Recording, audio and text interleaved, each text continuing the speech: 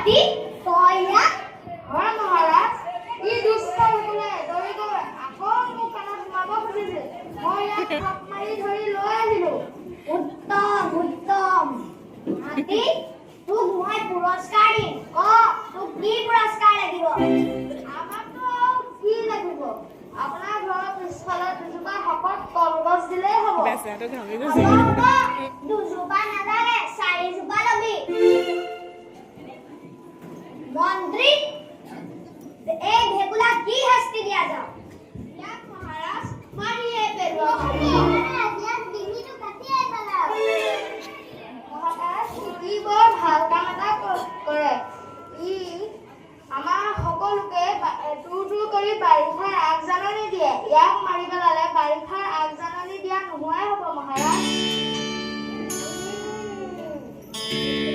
তই বৰ সঁচা কথা কৈছ পৃথিৱীত সকলো জীৱৰে প্ৰয়োজন আছে গতিকে ভেকুলা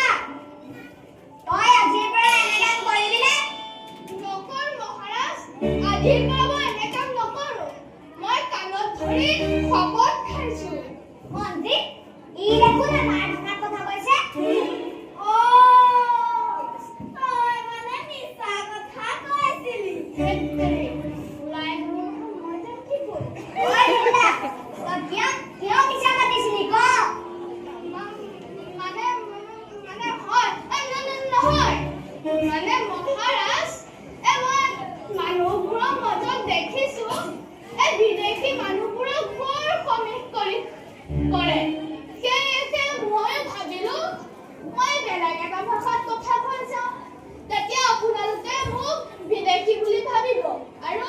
সমীহ কৰি চলিব এতিয়া কি হ'ল দেখিছেচোন এতিয়া বিপৰীত হ'ল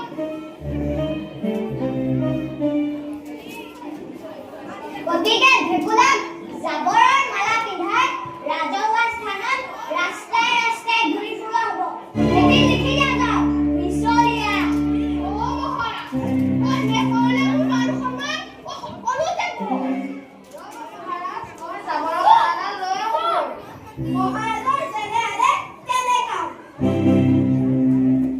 মহাৰাজ ময়ো বিচাৰি আপুনি লিখি লওঁ